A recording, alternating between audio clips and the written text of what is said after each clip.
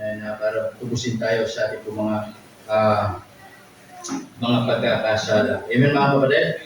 At ganun din sa buhay natin, what is the great story that you can tell? Amen? Ano yung pinakamagandang kwento na nangyari sa buhay natin? Alam niyo kung ano po, yun yung sana ikaw ay nakakilala kay Kristo bilang Panginoon sa sariling tagapagligtas. Amen po ba?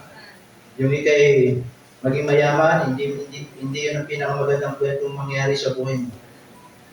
Yung ikay makatapos sa lahat ng pag-aaral, hanggang dito lang yan, hindi yun ang pinakamagandang kwento na nangyari sa buhay mo. Ang pinakamagandang kwento na mangyari sa buhay mo, hanggang sa langit, ay nandoon yung kwento na yun, yung ikaw ay naging anak ng Diyos. Amen po ba mga kapatid? And the Bible always telling us to go to heaven. So simply, mga kapatid, sabi ng Bible, put your faith to the Lord Jesus Christ and Him alone. Tama? Ang kaligtasan, ang pagpunta sa langit, mga kapatid, ay hindi sa pamamagitan ng gawa, hindi sa pamamagitan ng reliyon. Amen po ba? Kahit, like ko sinasabi, kahit ang tao magpakabaptis, umanib sa atin, sumapi sa atin, kailanman hindi natin ituturo yun ang simbahan natin ang siyang magliligtas. Tama po ba? Amen po ba? Dahil hindi po yun ang paraan. Amen? There's only one way going to heaven. John 14:6, sabi ni Jesus, I am the way. There is no other way going to heaven than the Lord Jesus Christ. Without Him, you cannot go to heaven. Tama? And there is no shortcut going to heaven.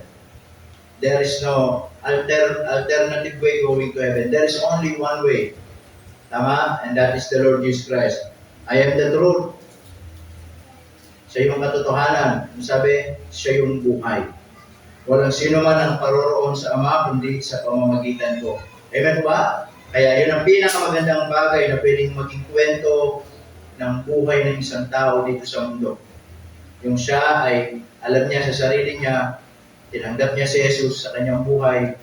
Amen mga kapatid? Sa kanyang puso bilang Panginoon at sariling tagapagligtas. At yung kwento na yon, ano man na mangyari, hindi yun dapat makalimutan. Ano man na mangyari, yun ang pinaka-importante kwento sa buhay mo. Amen mga kapatid? Tama? Because everything in this world, marami man tayong kwento sa buhay, kilala man tayo, pero wala naman tayong Kristo sa puso, nabuhay lang tayong walang halaga dito sa mundo. Amen? Kaya salamat po sa Diyos na mayroong isang kwento, minsan isang araw ng ating Panginoong Kristo isinugo dito at yun yung laging pinapangaral natin dito sa church. Amen? Ang pinapangaral lagi natin dito, mayroong anak ng Diyos na sinugo dito sa mundo, mga kapatid, para siya yung maging paraan ng kaligtasan. Tama? At yun yung same story na sasabihin natin sa mga tao na si Kristo lang ang paraan ng kaligtasan. Amen? Alright, tayo mag-aral po ng salita ng Diyos. And once again, magandang umaga po sa ating pong lahat. At tayo po ay dadako na sa pinakamahalagang bahagi ng sandaling ito. Tayo pong lahat ay magsitayo. And let's open our Bible. Hindi po pa sa po natin, Revelation chapter 2. Okay?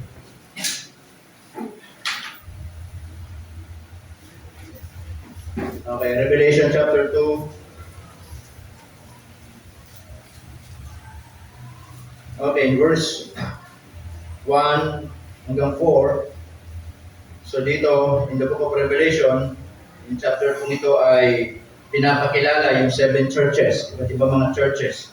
In chapter 2, ito yung church in Ephesus, okay? The church na pinakilala ng ating Panginoong Jesucristo from verse 1 down to verse 7. But in verse 1 down to verse 4, ang sabi ng Bible dyan, and to the angel of the church of Ephesus, right? These things saith, he that holdeth the 7 stars in his right hand, who walketh in the midst of the 7 golden candlestick. In verse 2, sabi ng Panginoon, I know thy works. Okay? I know thy works and thy labor. Thank God, God knows our works. Thank God, He knows our labor. Amen? And thy patience. Thank God, He knows our patience. Alam niya kung paano ka mag-taste dito sa mundong ibabaw. Alam niya na ngayon, mainit ang ating nararanasan. Alam ng Panginoon niya. Amen? Alam niya na summer ngayon, is tayo sa electric fan. Alam ng Panginoon niya. Alam niya mga problema, pagsubok. Alam niya paano ka magpatuboy. Everything. Sabi ng Bible, and how thou canst not bear them which are evil. And thou hast tried them, which say they apostles and are not, and hast found them liars. Verse 3, and hast borne and hast patience, and for my name's sake hast labored, and hast not fainted. In verse 4, ano sabi? Nevertheless, look at what the Lord Jesus Christ says. Nevertheless, ano sabi niya? I have somewhat against thee. The reason why? Because thou hast left thy first love. Amen? This morning we'll study about the Makoded, left not thy first love. Dahil mag-pray, Panginoon, salamat po ng maraming ngayong umaga. We thank you for this opportunity that we can study your precious word. Help us, Lord, this morning. Give us wisdom. And most of all, Panginoon, you know our hearts. Tulungan niyo po kami, Panginoon, aming puso maging tama sa sandaling ito. Help us, Lord, to be very sensitive in your word this morning so that every word of God that is going to preach behind this pulpit ay maging blessing at tunay na makakatulong po sa atin. Palayan po kami, palayan bawat isa, sa pangalan ni Jesus. Amen. You may now take your seat. Okay. Sabi ng Bible diyan, mga kapatid, in verse 4, nevertheless, I have somewhat against it because thou hast died first love. Okay, Church of Ephesus is a real church. Okay? And the book of Revelation, mga kapatid, ay hinati po sa tatlong bagay. Una, yung tinatawag nating prophetic view na ito yung merong different stage, mga kapatid, especially itong mga seven churches, kung paano sila dinescribe ng Panginoon. Kung ano yung kanilang mga character. Okay? At hindi lang yun, not only a prophetic view but also a practical view na itong Ephesian Church o itong Church of Ephesus, I believe, ay meron tayong matututunan practically so that paano natin mas mahalin ng Diyos sa buhay natin at practically so that makita natin ano ba yung ginawa ng Ephesus na to kung bakit sinabi ng Panginoon na meron akong laban sa inyo sapagkat iniwan nyo yung unang minahal ninyo. It is also a practical view so that it should be a warning to each every one of us na hindi natin tularan yung kanilang ginawa. Hindi natin gagayahin ano yung kanilang, kung ano yung naging reason kung bakit sabi ng Diyos, iniwan ninyo ang unang minahal ninyo. Amen? And of course, it's not only a practical view, but also it's a personal view. Because we believe that the Bible, it is the Word of God, and God, mga kapatid, ay laging meron siyang nais ituro sa atin. Amen? Now, every time we study the Word of God, God has something na pwede niyang sabihin sa iyo. Nangungusap ang Diyos sa atin. Amen? Personally, if you will just open your hearts, God is always, mga kapatid, is speaking to you. Ang Diyos gusto niya mangusap sa iyo. Alam niyo po ba yun that every time you go to church and every time we study the Word of God, ang Diyos ay laging gustong mangusap, hindi sa katabi mo, sa iyo mismo. Amen po ba? Kaya yun yung wag nating sasayangin. Yun yung wag nating palalampasin na laging ang Diyos mangungusap sa atin At alam niyo, minsan ang pinaka laging hindi magandang bagay sa buhay na isang mananampalataya, yun nga yung every Sunday we go to church, we hear the message, then uwi sa mga tahanan natin na para bang pakiramdam natin bakit wala akong natutunan, para bang ang Diyos hindi nangusap sa akin. Hindi ako naniniwalang may problema sa Diyos. Hindi ako naniniwalang may problema sa salita ng Diyos. Lagi sinasabi minsan ng problema yung puso natin. Kaya hindi nangungusap ang Diyos, pinapatigas natin yung puso natin. Amen mga kapatid? So Ephesus is a real church. So itong time na ito mga kapatid, ito yung time na kung saan ay nakapaloob po dito yung Church of Ephesus between the day of Pentecost na kung saan pagkatapos ng mag-ascend ng ating Panginoong Jesucristo, ito yung time na itong mga mananampalataya, sumagana sila. Okay? Sila po'y sumagana. Yung Church of Jerusalem nag-scattered abroad, nangaral ng salita ng Diyos, inihayag yung Ebanghelyo ng Panginoong Jesucristo, and the very result of that is maraming mga naabot na mga mananampalataya, mga taong nangaligtas, mga nakakilala sa Panginoon. Amen mga kapatid? So nag-scattered abroad because of, alam niyo, maganda yung nangyari sa Church of Jerusalem nang nagkaroon ng persecution kasi yun yung naging reason kung bakit nag-scattered abroad sila. Amen po mga kapatid? Kaya tandaan ninyo, pag may mga persecution, hindi po yan para ipakita ng Diyos na masama siya sa atin, but sometimes para mapulpil ng Diyos kung sino ang Diyos sa buhay natin. Tama? Because of persecution, the Church of Jerusalem, nag-scattered abroad sila, at kaya marami mga natayong mga simbahan, mga natayong mga iglesia, at naihayag ng malaya ng salita ng Panginoon. Amen mga kapatid? But someday, we believe, mga kapatid, na mga nag-scattered abroad na yun ay ipunin ulit ng Panginoon. Amen? Babalik ng Panginoon. Tandaan natin, also, the Church of Ephesus is like the Corinth Church. It means, mayaman din po ang Church of Ephesus. The Ephesian Church, mayaman din po sila. Tama? And also, alam na po natin, the Church of Ephesus, or Ephesus is one also the rich city in Asia Minor, na kung sa panahon natin ngayon, ito na po yung Turkey. Okay? Ito na po yung Turkey. Itong Ephesus, ito yung dito sa Asia Minor. At dito sa Turkey na to, alam niyo po ba na dito itinayo yung Great Temple of Artemis. Mayaman. At hindi lang yon, yung great statue ni Diana. At sino ba si Diana? Si Diana, siya'y sinasamba at ginagawang goddess of sex, of fertility. Kaya dito, mga makasalanan ng mga tao, ginagawa nilang Diyos-Diyosan itong rebultong ito. At dito din natin makikita yung 7 wonders of the world. Amen? Dito din makikita natin yung Bank of the World. Ito yung Safekeeping Museum of Fine Arts. So itong Church of Ephesus, hindi siya nalalayo dito sa Church of Corinth. When it comes to resources, when it comes to being rich city, mayaman. They have all the resources. Kaya hindi nakakapagtaka. Itong Church of Ephesus, mga kapatid, sila din po ay sinama po dito, nasabi ng Panginoon sa verse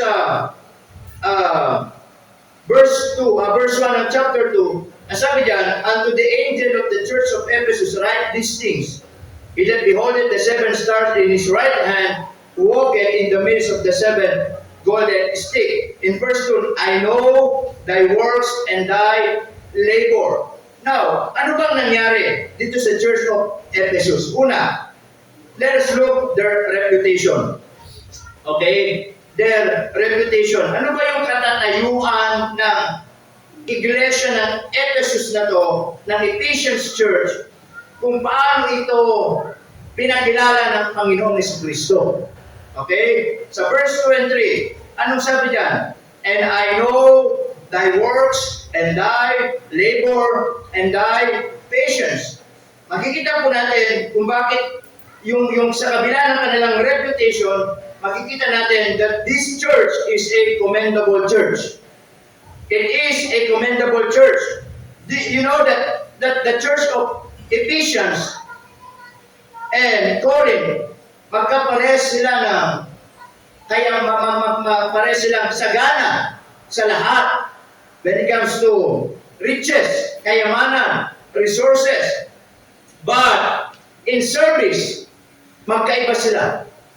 Because alam naman natin, the Church of Corinth, sila po ay laging pinapangalan ni Apostle Pablo na sila tinawag ng mga carnal, sila tinawag ng mga babes in Christ, sila tinawag ng mga carnal-minded Christian, sila yung mga tinawag na lumalakad sa kadiliman, na sa kabila na laging pinapaalala ni Pablo na yung inyong mga buhay ay dapat sa Panginoon, that even your bodies is the temple of the Holy Ghost. Amen mga kapatid? Pero itong Church of Ephesus, they are serving the Lord. That's why look in verse 2. Ang sabi ng Panginoon dyan? Ang sabi ng Panginoong Jesucristo, I know thy, ano sabi dyan? Works. The word works here is accomplishment. Alam ng Panginoon kung ano yung naging accomplishment ninyo. Sabi ng Bible din, I know thy works, or I know thy accomplishment. Alam ko ano yung mga nagawa ninyo para sa akin. Alam ko kung ano yung mga sakripisyo ninyo para sa akin. Alam ko kung ano yung mga pagpapagal ninyo para sa akin. That's why the Lord Jesus Christ says in verse 2, I know thy works or accomplishment. And look at the word, and thy labor. The word labor means service. I know your service. I know your sacrifice. I know kung paano ninyo ko pinaglingkuran. Amen mga kapatid? And sabi diyan, and thy patience. The word patience means steadfast, endurance. Na sa kabila ng sila'y maraming pagsubok din sa buhay, sa kabila ng sila'y maraming pinagdaanan sa buhay, hindi sila tumigil, nagsumikap sila, nanindigan sila. Ang sabi ng Bible, their patience, nagtiis sila, nagbatas sila, hindi sila lumayo sa Diyos, nagpatuloy sila, naglingkod sila. Ang sabi ng Panginoon in verse 2, I know. Alam ko yan. Amen? Di ba nakakatuwa, mga kapatid, kung paano yung reputation ng church na to at yung comment, kung paano i-comment ng Diyos itong church na to para maging example sa bawat isa. Kung para ba sinasabi niya, itong church ng Ephesus na to, I know their works, I know their labor, I know their patience, na ito yung tularan ninyong simbahan, ito yung maging pattern ninyo, ito yung gagayahin ninyo. At kung meron naman simbahan, iglesia, na i-commend ko sa inyo, itong Church of Ephesus. So sabi ng Panginoong Jesucristo, I know. Alam ko. Amen mga kapatid? I know thy works, and it is a good also reminders po sa atin mga kapatid, God knows our works. It means, what is the word works here? Accomplishment. Alam ng Diyos kung meron na tayong accomplishment sa Kanya. Ano, kumusta na ang ating mga ginagawa para sa Panginoon? Pwede mo na bang sabihin sa Panginoon na, Lord, alam ko may accomplishment na ako sa iyo. Amen mga kapatid? Meron na ba tayong accomplishment? Meron na ba tayong nagawa para sa Panginoon? Ang sabi ng Panginoon, I know thy works. Alam ko ng Diyos yung accomplishment kung meron ka sa Panginoon. Alam ng Diyos yung ginagawa mo para sa Panginoon. Amen mga kapatid? Sabi diyan, and thy labor. Again, alam ng Diyos yung pagpapagal mo. Alam ng Diyos yung sakripisyo mo. Alam ng Diyos yung paglilingkod mo sa Kanya. Na kahit mahirap, may mga problema, may mga pagsubok, sometimes may mga persecution, may mga struggles, pero sabi ng Panginoon dito, I know thy patience. I know your steadfastness. I know your endurance. Alam ng Diyos kung paano mo pinagsisikapan yan Alam ng Diyos kung paano ka nagtitiis dyan. Alam ng Diyos paano ka nagbabatas sa buhay mo. Alam ng Diyos na kahit may problema, hindi ka lumalayo sa Kanya. Alam ng Diyos kahit may pinagdadaanan ka, nagtatapat ka pa rin sa Panginoon. Alam ng Diyos kahit may mga pangangailangan ka, hindi nagiging hadlang for you to serve Him, for you to love Him. Amen mga kapatid? Because ang sabi ng Bible dyan in verse 2, I know. Alam ng Diyos lahat. Your works, your labor, your patience. Alam ng Diyos yan. Amen mga kapatid? And it's not only a commendable church, but also a committed church. Amen? That is their reputation. They were so committed that no matter what happened, they serve the Lord. They love the Lord. That's why, sabi ng Panginoon, I know them. I know you. I know thy works. I know thy labor. And I know thy patience. Hindi ba napakaganda maging gano'n ang reputasyon ng simbahan natin? Maging gano'n ang reputasyon ng bawat mananampalataya na sasabihin ng Panginoon, alam ko yung accomplishment mo. Alam ko yung pagpapagal mo. Alam ko na nagtitiis ka. Alam ko lahat yan. And thank God na alam ng Diyos yun. Katulad ng inawit natin, buhay ang Diyos. Amen mga kapatid? Buhay ang ating Panginoon. Amen? We cannot hide anything from Him. Alam niya, kahit itago mo yung pagsubok mo, alam ng Diyos yan. Alam niya, kahit itago mo yung pinagdadaanan mo, nakikita ng Diyos yan. Alam niya, kahit nahirapan ka sa buhay, nakikita ng Diyos yan. Kahit itago mo yung mga problema mo, itago mo yung pinagdadaanan mo, alam ng Diyos yan. And God is always willing to teach us. Amen? Sabi ng Bible diyan, I know thy works and thy labor and thy patience. Your accomplishment, amen, your service, your steadfastness. Alam ng Diyos lahat yan. Amen mga kapatid? At nakakatuwa ito yung reputation ng church na to. They were commendable church and they were a committed church. That I hope and I pray that maging ganun ang church natin. Amen? But, nakakatuwa, that is their reputation. Ganon sila ipakilala ng Panginoong Jesucristo. Ganon sila gustong gawing halimbawa ng Panginoon. Ganon sila gustong sabihin ng Panginoon na proud ako sa church na to. Because their reputation, I know their works, I know their labor, I know their, sabi doon, yung kanilang patience. Katulad ni Job. Amen? Ano sabi niya kay Satanas? Nandito ko ba para sa lingkod kong si Job?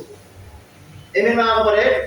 Kung paano ipagtanggol ng Panginoong Jesucristo si Job kay Satanas. Sabi niya si Satanas, mga kapatid, kaya lang naman nagtatapat yan si Job kasi binibigay mo lahat ng mga bagay na meron ka. But subukan mong alisin ang mga bagay na yan, isusumpa ka niya. Ano sabi ng Panginoon? Sige, gawin mo. Pero gusto ipamuka ng ating Panginoon kay Satanas na kilala ko yan si Job from the beginning. Amen? That there was a man in the land of Uz. Ano sabi doon? Na may takot sa Diyos. Kinaayawan ng kasalanan ng masama. Amen mga kapatid? Alam niyo, kilala tayo ng Panginoon. Amen? That's why ganun na lamang niya. I-commend itong church na to. Yung kanilang reputation. But, nakakalambot lang. Pagdating doon sa verse 4, ano sabi ng Bible diyan? Nevertheless. Pagkatapos, i-commend ng Diyos ang church ng Ephesus. Pagdating sa verse 4, ano sabi? Nevertheless. Ano sabi? I have somewhat against you. Amen? Yes, kilala ko kayo. Alam ko yung pagtitiis nyo. Alam ko yung pagpapagal nyo. Alam ko yung mga accomplishment ninyo. Pero, ano sabi niya? Meron pa rin laban. Okay? I have someone against you. Ano yun? Because thou hast left thy first love. Not only the reputation, but also the reality. What is the reality here? As we look back, ano sabi ng Panginoon? Kung meron akong nire-recommend na isang church, itong Church of Ephesus, they were a commendable church and a committed church. I know their accomplishment. Marami silang nagawa para sa akin. Alam ko yung mga success nila sa buhay. Alam ko yung mga labor nila sa buhay. Alam ko yung mga patient nila sa buhay. Na kahit may mga struggle sila, may mga problema sila, may mga pinagdadaanan sila, hindi sila huminto. Still, gumawa pa rin sila sa akin. When it comes to service, walang problema sa Church of Ephesus. They gave everything para paglingkuran ako. But the reality, mga kapatid, I know thy work, sabi ng Panginoon. I know thy labor. I know thy patience. When it comes to service, I will recommend this Church of Ephesus. But in reality, ano sabi doon? Because thou hast left thy first love. What is the reality here?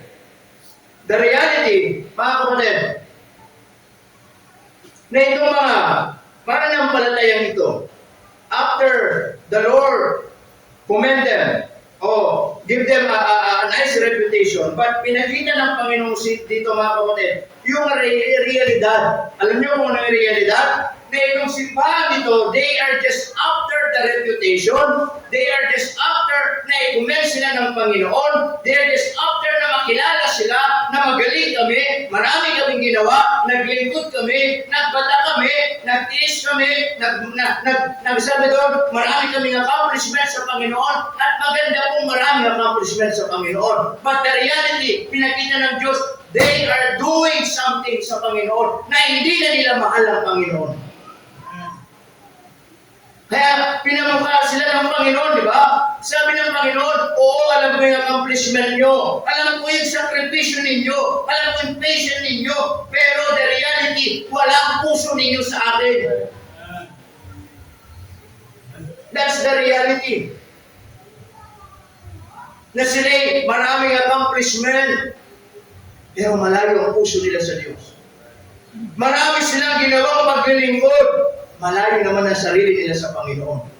Nagtitiis sila sa mga problema, sa mga persecution, sa mga bagay na pinagdadaan nila. Steadfastness was there.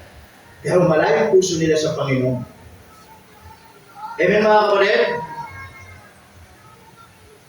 That someday, sana yung paglilingkod na ginawa nila, makikita natin, God will give them a reward. Tama?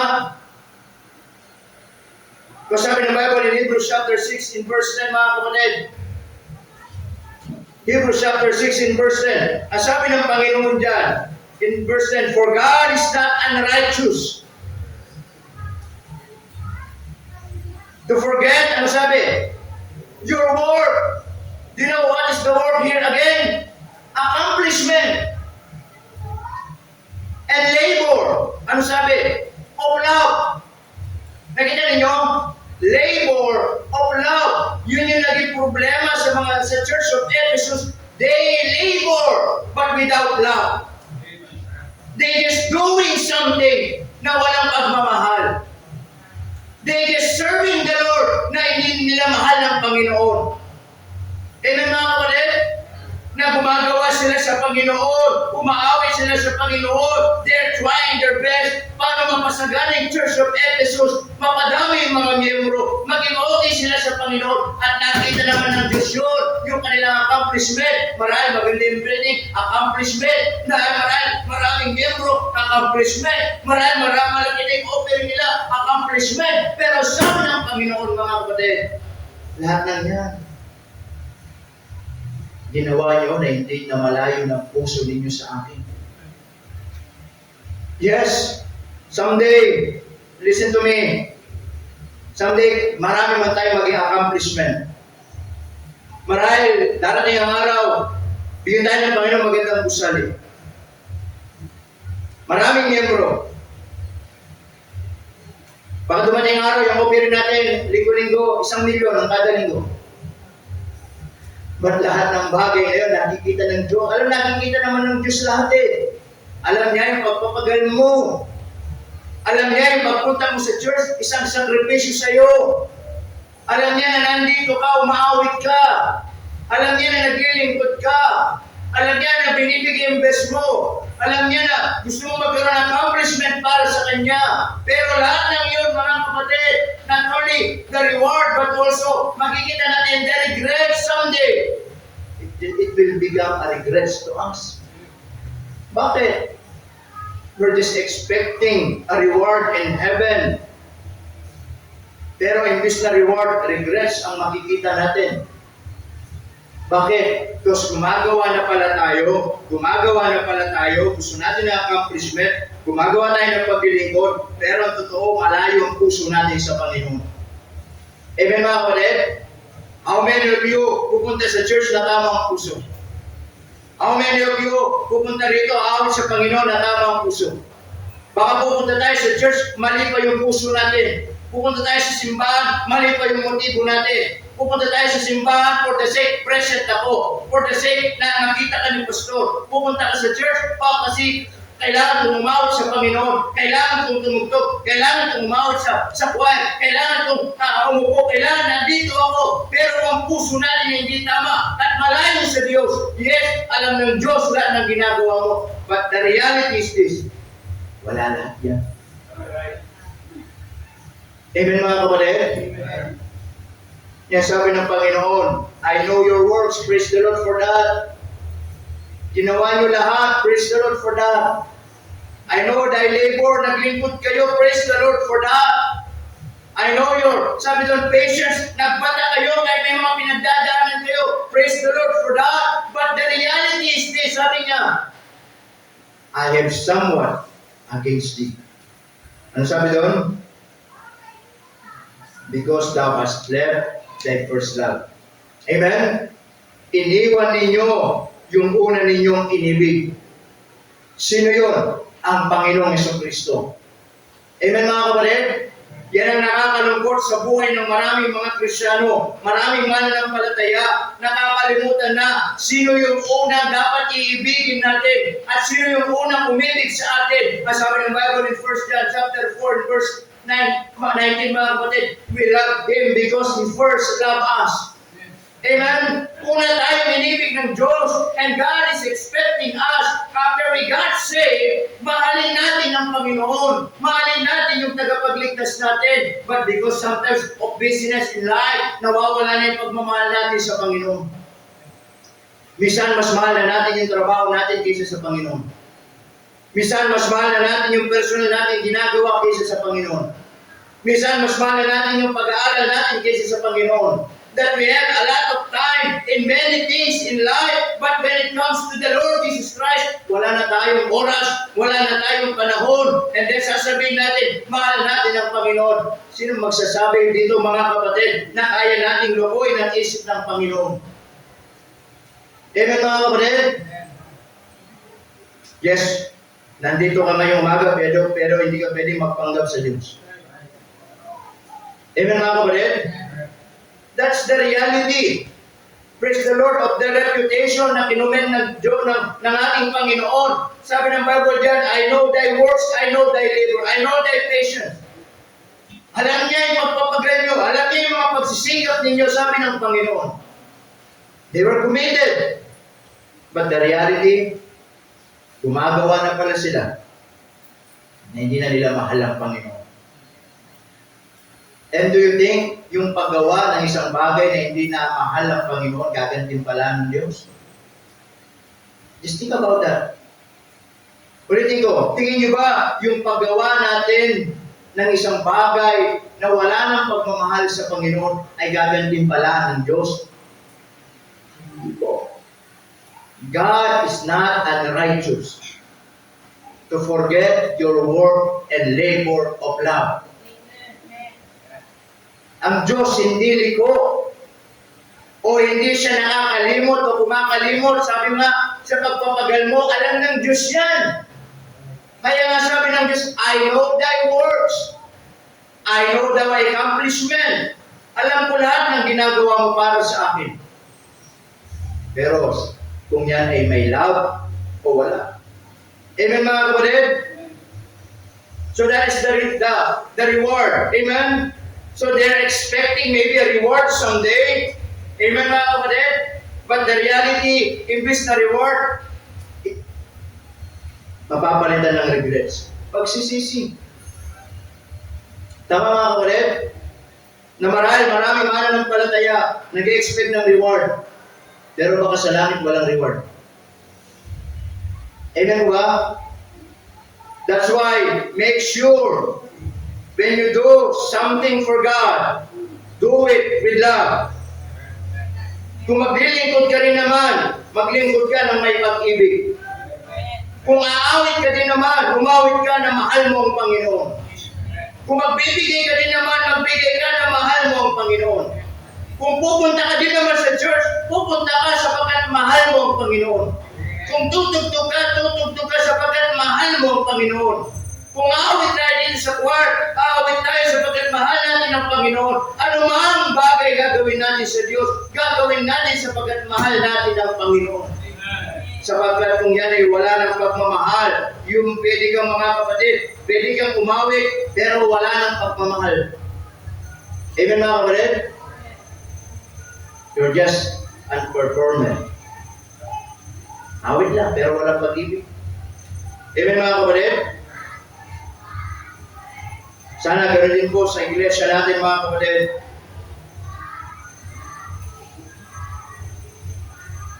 Na tayo ay mahalin natin ng Panginoon. Amen mga kapatid? Can I ask you this morning, andyan po ba yung pagmamahal mo sa Panginoon? O baka napapalitan na ng pagmamahal ng ibang bagay? Amen po ba mga kapatid? Andyan po ba yung pag-ibig mo sa Panginoong Jesucristo? Amen po ba? The regrets, nakakalungkot someday. After their reputation, di kinoment sila ng Diyos. Amen mga kapatid? Hindi naman sinabi ng Diyos, so yung ginawa ninyo ay hindi ko nakikita. Ano sabi ng Panginoon, di ba? Pinakilala niya, alam ko yung accomplishment nyo. I know thy works. I know thy labor. Alam ko yung pagpapagaling nyo. I know thy patience. Alam ko yung pagtitis ninyo. Alam ko lahat yan. Sabi ng Panginoon. Sinabi ba ng Panginoon? Hindi ko alam yan. Wala akong alam sa ginagawa ninyo. Sabi ng Panginoon, alam ko lahat yan. Ngunit, nireveal ng Panginoon the reality. Ano sabi doon? Pero ganun man ang ginagawa ninyo, meron pa rin kayong ginawang laban sa akin. Ano yun? Iniwan ninyo yung unang inibig ninyo. Ano yun? Ang Panginoong Jesucristo. Amen mga kapatid? That's the reality. Kaya sabi ng Bible dyan, in verse 4, sabi dyan, nevertheless, I have somewhat against thee. Ano sabi? Ha?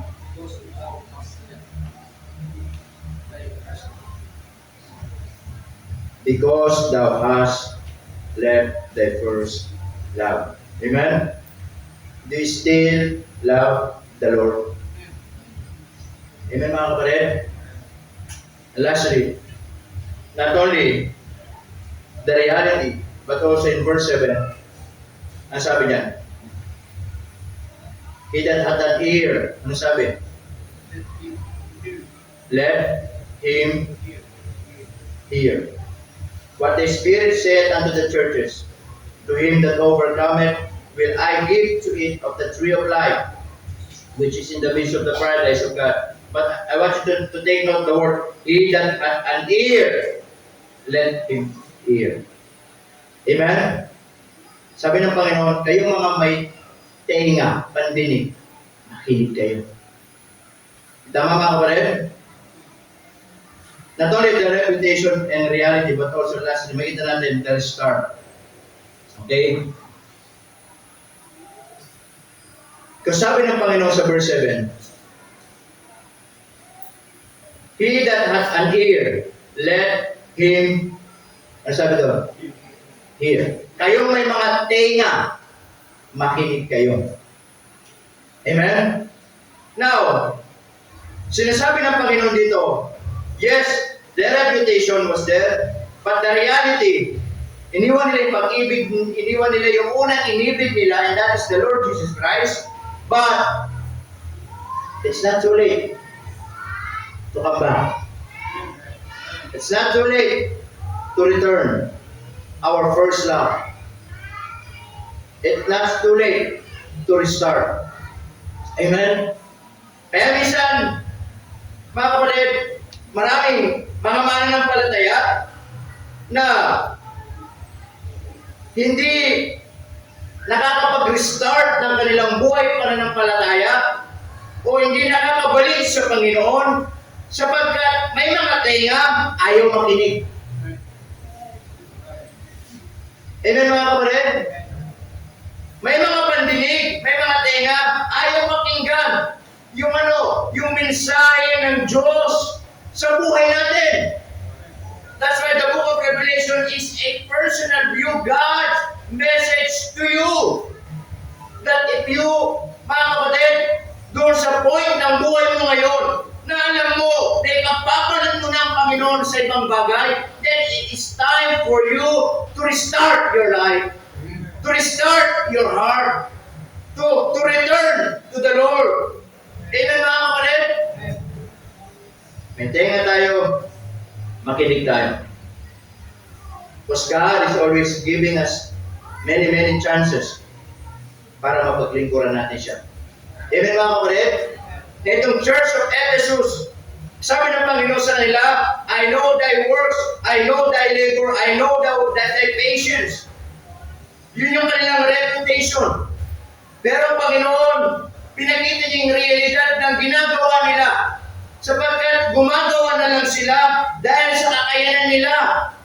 Marami silang mga accomplishment sapagkat marami silang resources.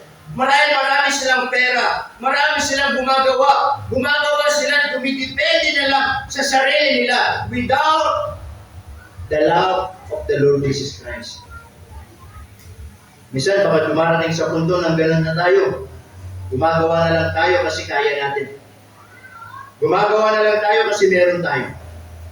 Gumagawa na lang tayo kasi dumidepende na tayo sa lakas natin. Pwede naman natin gawin. But the reality, kapag ganun ang ginagawa natin, there is no reward. Amen mga kapatid? Because God is not unrighteous. Ano sabi doon? To forget. Hindi nakakalimutan ng Diyos yung ginagawa mo. Ano sabi doon? Your work, your accomplishment. Ano sabi doon? And labor. Ano sabi? Of love. Tama? Pwede kang mag-labor ng walang love. Pero hindi kinakalimutan ng Diyos yung labor of love. Amen po ba mga kapatid? Na sana sa bawat bagay na ginagawa natin sapagkat mahal natin ang unang umibig sa atin. Amen mga kapatid? Mahal natin ang ating Panginoong Jesucristo na unang umibig sa atin. Unang nagbigay ng lahat-lahat kahit buhay niya para sa atin. Tama po ba mga kapatid? And no matter what happened in this life, at anuman ang mga ginagawa natin dito sa lupa, anuman ang mga business natin sa buhay, wag nating ipagpapalit ang Panginoon sa mga bagay na yan. Amen mga kapatid? And nandun tayo sa point na marahil gumagawa na lamang tayo sapagkat magaling tayo, then nagkakamali tayo. It's time to restart. May tenga tayo, sabi ng Panginoon, makinig tayo. Amen mga kapatid? Huwag nating ubusin ang lahat ng lakas natin sa isang bagay na alam natin, kaya naman natin gawin, pero hindi na natin mahal ang Panginoon. Tama po ba? Just think about that. Hindi ba napakasarap sa isang sa buhay natin? Na alam mo, ano man ang bagay ang ginagawa mo kasi mahal ko ang Panginoon. Amen po ba mga kapatid? Pupunta ka sa church, mahal ko ang Panginoon. Amen? Gagawa ko pa ng isang bagay kasi mahal ko ang Panginoon. Tama? At kapag yun ang magiging mindset natin, mga kapatid, lalo nating maunawaan na lahat ng ginagawa natin ngayon ay napakaliit na bagay lang kumpara sa ginawa ng Panginoon para sa atin. Amen po ba? At I believe every day in our lives, mga kapatid, araw-araw sa buhay natin, lalo nating mamahalin ng Panginoon. At lalo nating marirecognize na ang sarili natin, ang buhay natin, ay walang halaga ito kung hindi inibig ng Panginoon. Tama mga kapatid?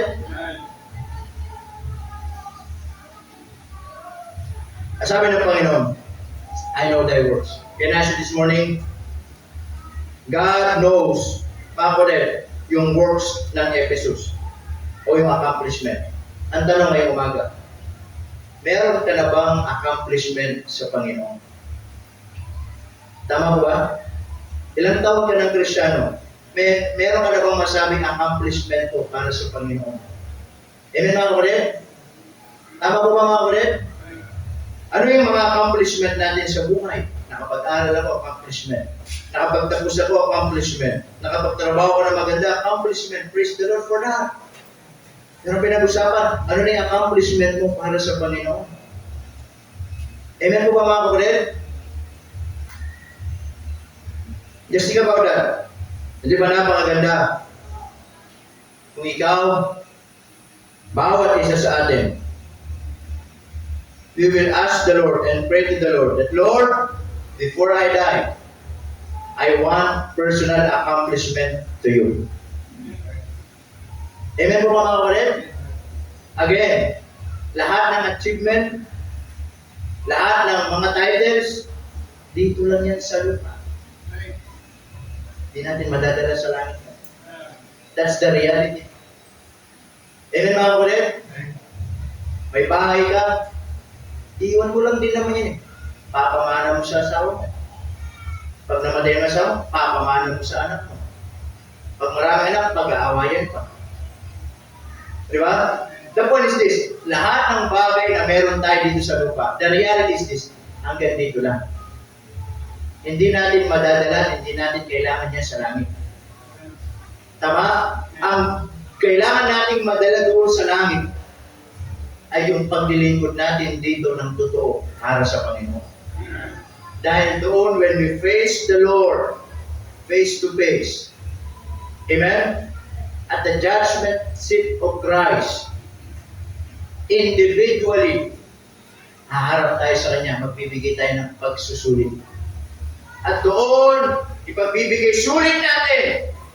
Hindi yung magandang trabaho natin dito sa lupa.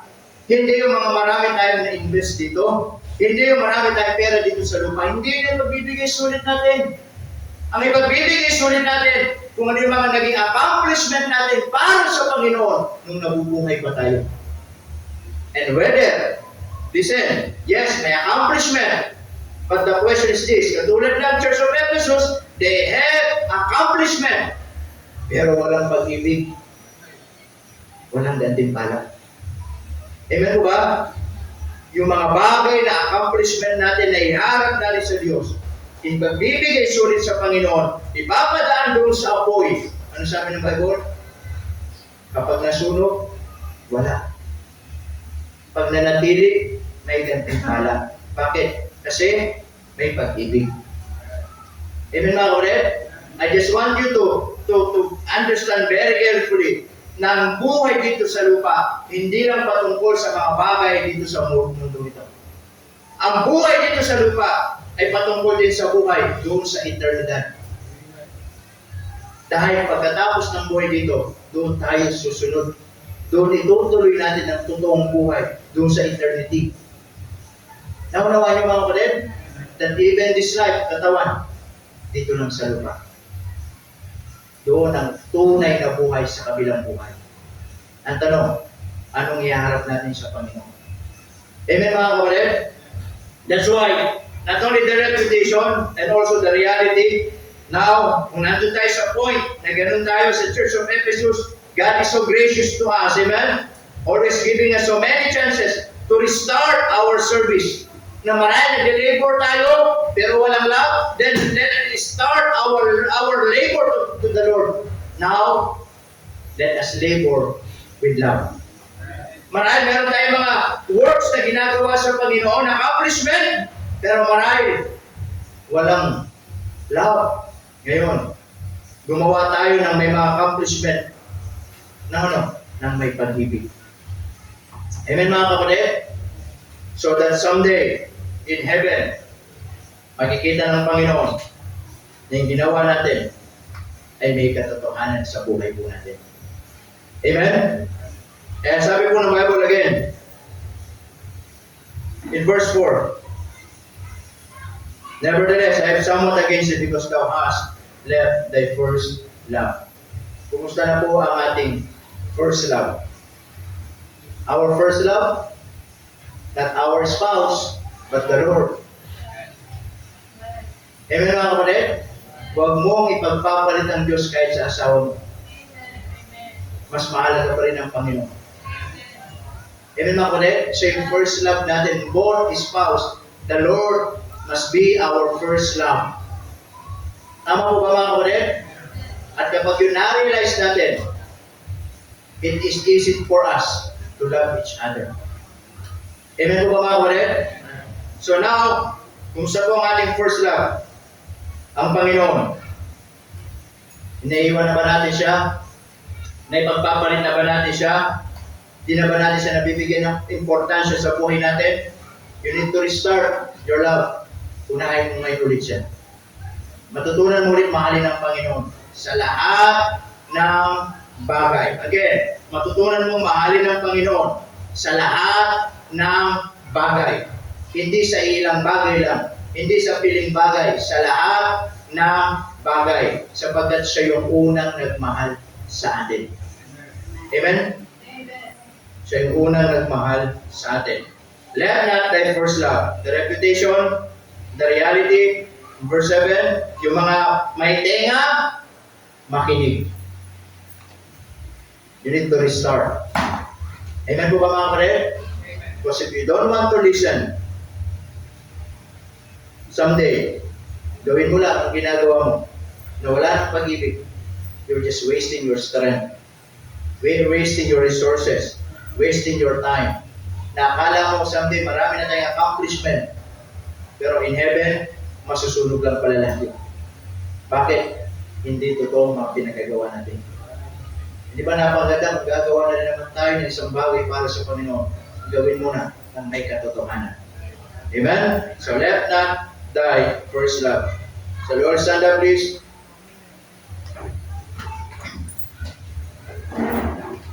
Let's pray. Nakilala namin Diyos na makapangyarihan po sa lahat. Panginoon, marami pong salamat sa umaga nito. And thank you Lord for reminding us. Panginoon, muli na pinaalalahanan niyo po kami. Patungkol po sa Church of Ephesus na sila po, Panginoon, yes, they labor. They did so many accomplishments for you. But the reality, malayo ang puso nila. Na marahil, Panginoon, dumarating sa punto ng buhay na katulad kami ng minsan ng Church of Ephesus, na minsan gumagawa kami ng isang bagay na hindi pala na namin kayo mahal, Panginoon. At na ipagpapalit na namin kayo sa ibang bagay.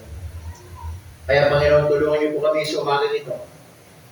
Habang tayo nakatungo, mga tayo nakapigil, marahil ang Panginoon ay nangusap sa atin ngayong umaga. And maybe nandun tayo sa point na katulad po ng Church of Ephesus. Gumagawa tayo, gusto natin ng accomplishment. Lahat naman yun, na-appreciate ng Diyos at nakikita ng Diyos. Pero yung realidad, bakit ginagawa mo na lang yung isang bagay na hindi mo na mahal ang Panginoon? Yun yung hindi tama. Kaya sabi ng Panginoon, I have somewhat against you.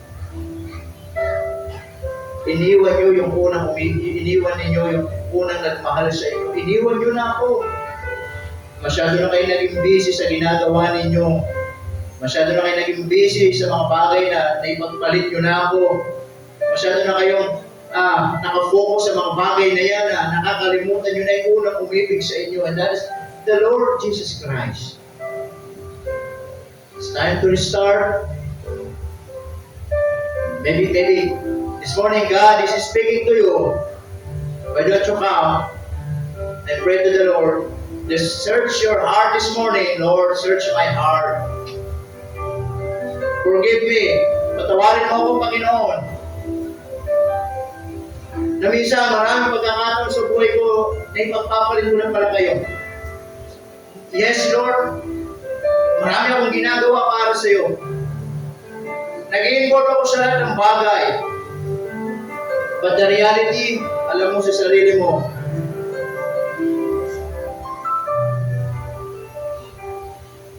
di mo na pala mahal ang Panginoon. Na minsan, gumagawa na lang tayo out of our strength, out of our resources, out of our own tactics.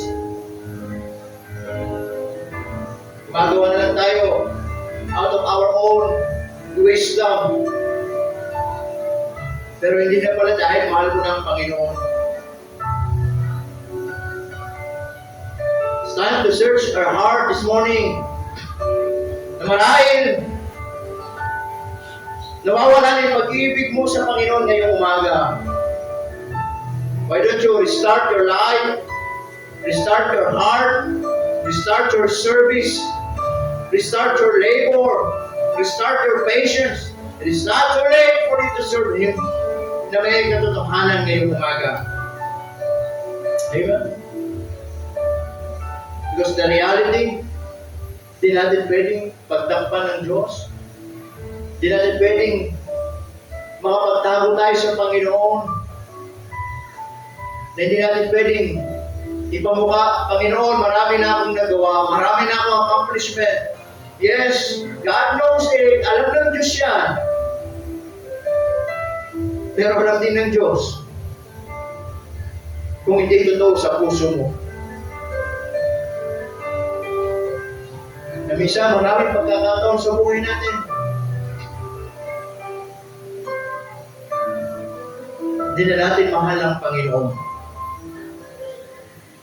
But once again, I encourage you this morning, we love Him because He first loved us. Sa lahat ng bagay sa buhay mo, unahin mo ang Panginoon. You go to church because you love God. You sing because you love God. You give because you love God. You sacrifice because you love God. You do everything in your life because you love God. If you will just realize that every day in your life, you will always realize kung paano ka mamahal ng Diyos sa buhay mo. Dapat mo rin matutunan na lalo mong mahalin ng Panginoon sa buhay mo. Because without His great love, we are nothing. And because out of His great love, kinuha tayo ng Diyos mula sa kamatayan at sa impyerno. Binigyan tayo ng buhay na walang hanggan.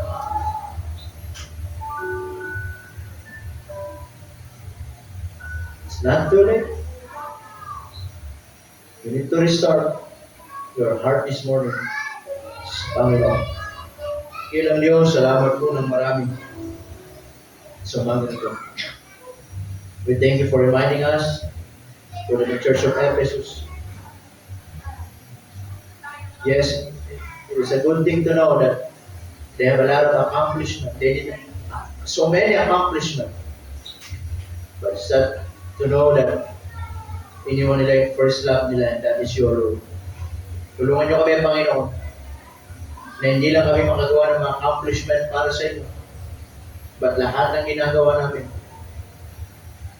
dahil mahal namin kayo, Panginoon. At yung isang bagay na huwag namin aalisin sa buhay namin, yung kayo mahalin namin araw-araw, sapagkat napakadakila ng pag-ibig ninyo sa amin.